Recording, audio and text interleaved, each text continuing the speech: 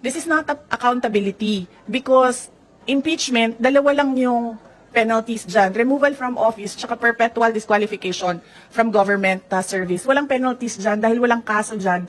Ang impeachment ay removal process ng isang impeachable officers. Kung gusto talaga nila ng accountability, ay mag-file ng mga kaso dyan sa mga korte. Alam naman natin at alam naman nila na yung mga pirma ng mga congressman, unang-una hindi nila binasa yung articles of impeachment. Pangalawa, marami sa kanila ang tumanggap ng budget o pera kapalit ng kanilang signatures. In fact, madami sa kanila ang umamin na may kapalit yung kanilang pagpirma doon sa articles of impeachment. So if we are to talk about accountability by business groups, dapat questionin din natin kung paano ginawa yung articles of impeachment at paano pinasa yung articles of impeachment papunta doon sa Senado.